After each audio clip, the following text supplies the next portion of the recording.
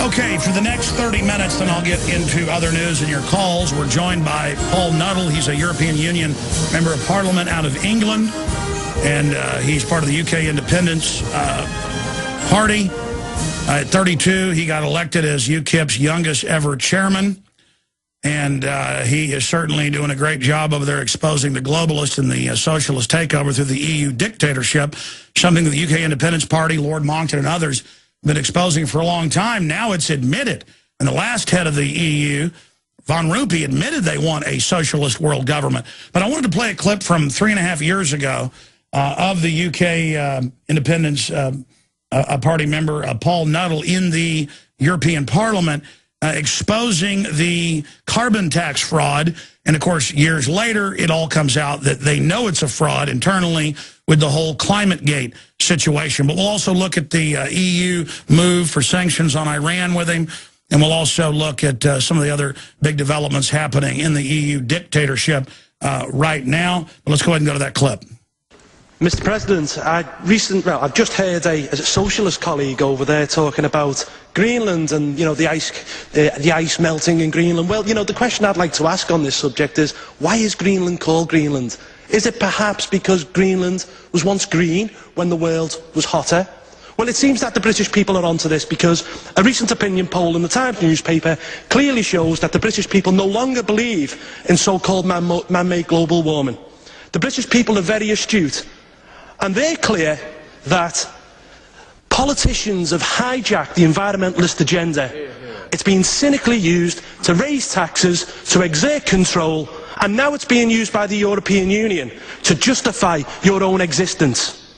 This week we've also had the spectacle of one of the leading climate research centres in the UK, which advises the government, being caught altering data and stifling debate. It's an absolute disgrace.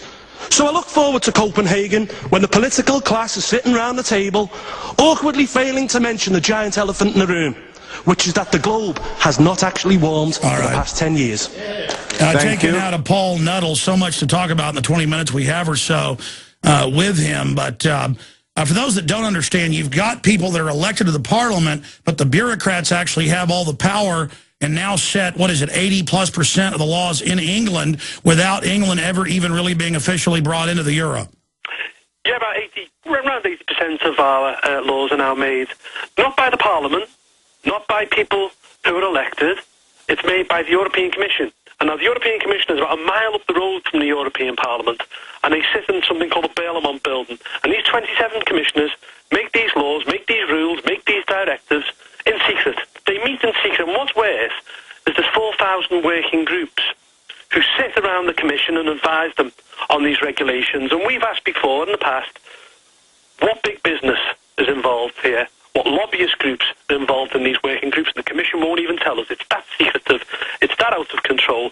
And finally, the people of Britain seem to be waking up to this. And if you look at the opinion polls over the past couple of years, people now are consistently agreeing with UKIP's position, which is quite simply that Britain would be better off out and governing our own affairs. And even, as you know, but for listeners in the U.S., Cameron had said, I won't let the people of the U.K. vote on, you know, getting out of the euro, even though they never voted to get into it. But now he's kind of backed off for now because of the, you know, huge awakening, and said, yeah, no, we're not going to basically vote to expand EU power over us. I mean, David Cameron's position on this has been a disgrace from day one.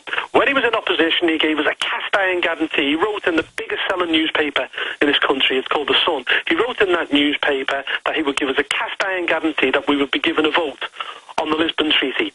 He then backtracked on that after the European elections, after he had promised his own voters, people who went out and voted in their droves Conservative in 2009, on the back of that promise. He then reneged a couple of days later. Disgraceful stuff. Now he's come into power. He sold us completely down the river.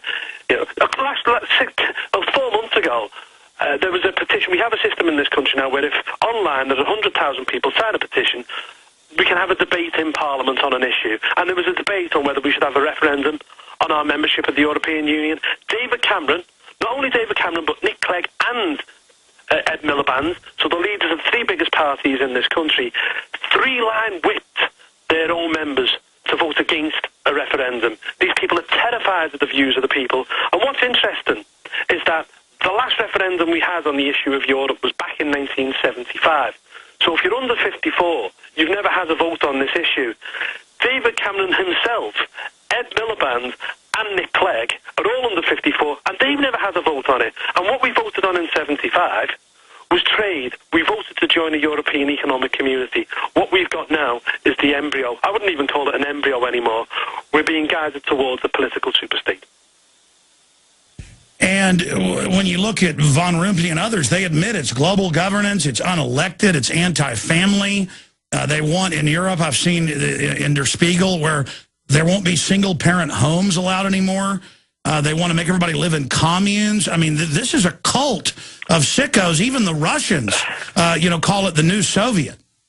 Yeah, the Russians do. And what is interesting, there are quite close comparisons between the Soviet Union and the European Union. If you look at the structure, you've got a commission which meets in secret, very much like a Politburo, shall we say, and then you've got a European Parliament which is in effect a complete joke. I mean, the whole thing is smoke and mirrors. It has no power whatsoever. The real power lies with the people who meet in secret.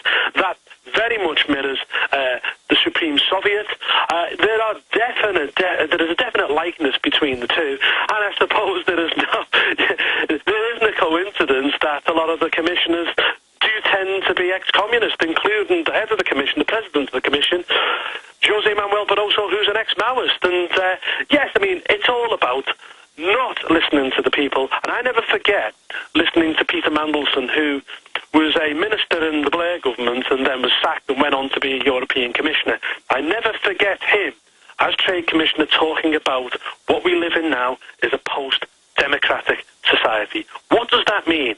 What does a post-democratic society mean? It was frightening. And then to hear a couple of months later, José Manuel Barroso described referendums as inconvenient when the Dutch and when the French voted no to the European Lisbon Treaty. To then hear him say that the referendums were inconvenient was a disgrace. And then he went on and described the EU as the first non-imperial empire. The first non-imperial empire, and expanding on that now. I mean, I read Economist magazine every week when it comes out, and of course it's a big establishment rag. And almost every article is how we have technocrats now, and it's good. You can have elected people, but they're not going to run anything. The central bankers that created the derivatives, and we're going to raise your taxes and have it paid to private groups, and we're going to run everything in your life, and it's good to have dictatorial groups running things. They actually admit it, but then separately for lower strata, they have the mainstream media. When I talk about it, or you talk about it, or Ron Paul talks about it, they call it a conspiracy theory when it's all admitted. Well, this sort of ties in, doesn't it, to exactly what Peter Mandelson said when he spoke about the post-democratic society, where in effect he believes, and I'm sure others in the Commission believe, because this is the system that they're working in, and making a lot of money out of it, I hasten to add, the system they believe works best is the one where you cut out the people, where you ignore the people, where you make the people of Ireland vote twice on 2 occasions in referendums. When the Irish people said no to the Nice Treaty, they were made to vote again. When the Irish people said no to the Lisbon Treaty, they were made to vote again. It's all about taking no notice of the people, and the EU juggernaut will march on. Even to the point now where Croatia, through a very dodgy referendum over the weekend, I hasten to add, has now voted to join the European Union. It will expand further east. It will expand, and it will expand, and it will expand. And I remember about 10 years ago, Romano Prodi, the former head of the Commission, talking about one day he looks forward to countries like Tunisia and Morocco also joining the European Union, even though they're not actually in Europe. This whole thing is expansionist, it's imperialist, and quite frankly, the sooner we, the Brits, are better off out, well, it'll be better for everybody. Well, it certainly will. Let's look at this Iran situation. I mean, this is not even really big news here in the U.S. Iran vows to shut down Strait of Hormuz as EU passes oil embargo, and the United States and NATO have said they're going to attack Iran if they block the Strait of Hormuz, but it is an act of war to cut off their oil sales. Again, I'm not a fan of the mullahs, but, I mean, I don't think a lot of people realize this is a huge escalation. Why would the Eurocrats want to do this? Because a war is a good political distraction from their power grabbing? I'm not sure about that. I'm not even sure they realise the brevity of the situation that they've got themselves into. I mean, let me just explain. All new contracts in crude oil and petroleum will now be banned within the EU from Iran, and also all existing contracts will be cancelled in July. On top of that, the Iranian Central Bank could have its assets frozen in the European Union. And, of course, we've got the problem in the Strait of Hormuz where 6 battleships or 6 warships from America, France and Britain sailed through there over the weekend in a show of strength, a show of power. It was a warning to the mullahs that we won't stand for this. And I think we are tinkering on the brink of something very, very frightening indeed, because as a response, the Iranians could well attempt to shut that strait, and then you could see the first guns fired in the conflict. Now, I mean, if you're just joining us, you're a member of the European Union Parliament, hailing out of the UK. Paul Nuttall is our guest, member of the UK Independence Party, and he's the youngest chairman ever of that party, which is the fastest growing now in the UK as folks begin to wake up there as they're waking up here. If you're a new listener or aren't familiar with UK politics, it's basically a Ron Paul style national sovereignty, constitutional, libertarian, conservative, just common sense. They're not globalist, Marxist, Leninist, New World Order, banker minions, basically. Looking at this and looking forward, when can we expect to see Iran respond to this? What's the time frame on these contracts? Well, the time frame on the contracts is that it's immediate. The embargo is immediate, and as I say, existing contracts will be cut off in July, and I expect to see Iran respond pretty quickly. And I think, as I said a minute ago, I think we are tinkering on the brink of something scary. But the European Union, I mean, it was the foreign ministers of the nation states who've agreed this alongside the ambassadors. So, taking that aside, the European Union is encroaching international sovereignty in the area of foreign policy, because we now have the High Representative, of course, Baroness Ashton, who's never been elected to anything in her life. She's a political appointee of the European Union, and it's also now beginning to put in place embassies right across the globe, which in effect are going to supersede the embassies of the nation state. It is a complete and utter affront to democracy, and it's also a complete and utter affront to national sovereignty. It certainly is. Now, you talk about the awakening. Give us some indicators of that you're seeing in England, in the rest of the UK. Are you starting to see an awakening in Europe to the Euro's tyranny, with the bureaucrats installing their own people over these countries that they're sucking dry right now? Well, you've seen it happen twice now over the past 3 months. You've seen Berlusconi removed in Italy, and you've got Eurocrat now who's not been elected, placed in as Prime Minister. You've also seen the same in Greece, where Papandreou was forced aside, and now we have another Eurocrat again who hasn't been elected, who's been put in his place. So they really are showing their teeth here. They're really showing their true selves. The awakening which is going on is happening right across the board. The people are out on streets, burning EU flags in Lisbon, in Athens, in Rome. There is a real movement out there against the European Union. And what you're seeing in Northern Europe is a revolution, really, in the polls. What you're seeing in Finland, for example, with the True Finns, you're seeing it in Holland with Geert Wilders. Frighteningly enough, you're seeing it now beginning in France. If you look at the opinion polls in France, where Front National are leading in the polls out there, and it looks like Marine Le Pen could certainly get into the second round of the French presidency elections this year. There is a movement. There is an anti-EU movement right across Northern Europe. And what we're seeing here in the UK is a growth of UKIP, not only in members, but also in the opinion polls. And at the moment, UKIP is almost neck and neck with the Liberal Democrats, who are actually in government. So UKIP seems to have grown from 2 to 3% to around 8 to 11% in the opinion polls. And as I say, what we need to do is we need to keep this momentum momentum up, and we need to ensure that the opinion poll ratings that we've got at the moment then transcend into votes at local elections. And the big one for us is 2014, where we genuinely think we can go on and cause a political earthquake in this country and win those European elections. Now, expanding on this, and if you just joined us, we have a European Union member of Parliament, Paul Nuttall, on with us from the UK Independence Party. I know in Europe they're starting TSA-style naked body scanners, doing some groping. I know that there's more and more checkpoints on the highways, more and more internal policing, while the borders themselves in many areas are wide open. What other types of police state stuff are you seeing? I know that they've got politically correct police now out there arresting people for stuff that's legal in the U.S. I know there's all sorts of persecution of people that try to stand up for nationalism. Yeah, I mean, the European Union doesn't like people standing up for nation states. In fact, let me just quickly move on to this. I'll come back to that. The guy who's just been elected as the president of the European Parliament is a man called Martin Schulz. He was elected last week. It was the biggest undemocratic stitch-up you've ever seen in your life. In fact, I refused to vote in it. I refused to take part in this farce. This was a presidency which was decided 2.5 years ago. Now, if you know the way the European Union Parliament works, it sits for 5 years, and you have a president whose term is 2.5 years, so in the 5 years you have 2 presidents. The European Parliament is run by 2 big groups. You have the Socialists, and you have the European People's Party, which are the Conservatives. Well, they're not real Conservatives, but they pretend to be Conservatives, although they are completely Europhile, and they would love more and more European Union to control people's lives.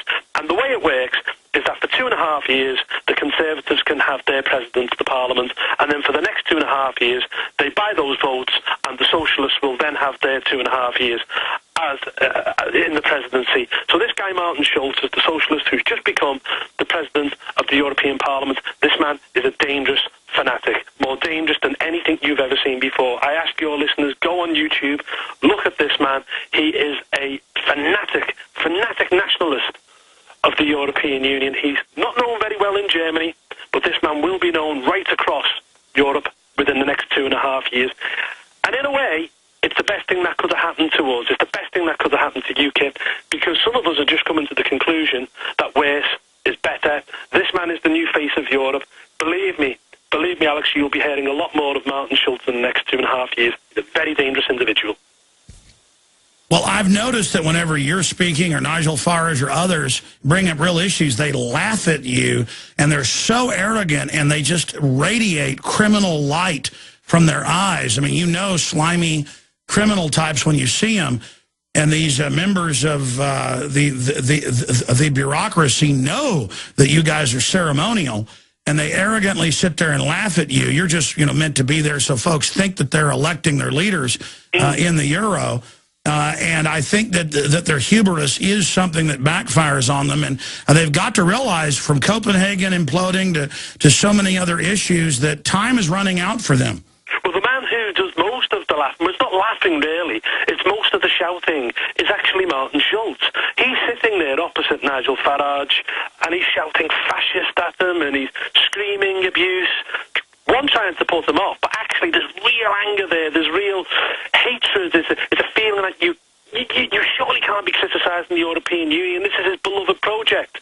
Now, this is the same Martin Schulz who's now been elected to be the president, who should be impartial. An impartial president, but we know he can't be impartial because it's not in his nature to be so. He's a very angry little man.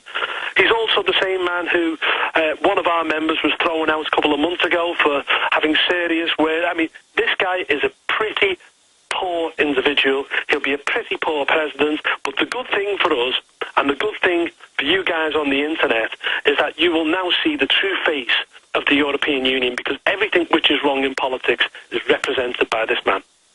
What are you expecting to see them do next? I know that the Davos crowd announced last year they want $100 trillion in taxpayer money to give to themselves in banker bailouts.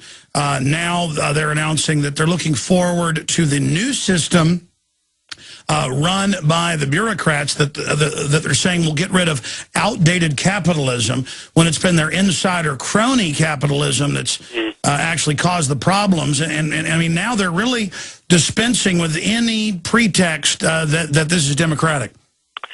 Yes, they are. And as I said earlier, you're talking about two EU technocrats who are now the prime ministers of great nation states, in fact the cradles of democracy, if you want to call it that, or the cradles of civilization, Greece and Italy.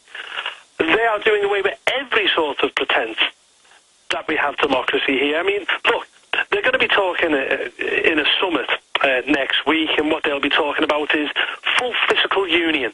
What they're going to try to do is to prop up the euro, save the euro through full fiscal union, when the peoples of Europe aren't even being asked whether they want this in the first place. The peoples of Europe are being sidestepped again. These are deals which will take place in smoke-filled rooms behind closed doors. They're doing away with any pretense of democracy altogether. The big problem that the EU has, the big elephant, the white elephant in the room, is the euro, because the euro itself cannot survive. It cannot survive, certainly in the current state that it's in, and probably Greece, Italy, Spain, Portugal, maybe Ireland will all have to fall out the euro in the end. And they're going to do everything they can to try to prop it up, and that'll really expose them. Member of the Parliament, EU Parliament from England, from the UK, Paul Nuttall, thank you so much for the time, sir. Thank you, Alex. All right, there he goes. And you can just type in UKIP and find the main party website there. But they're fighting over there against these globalists as well. Ron Paul has put out a statement on Rand Paul. Rand Paul is in the air. He should be back in D.C. soon on the TSA trying to grope him.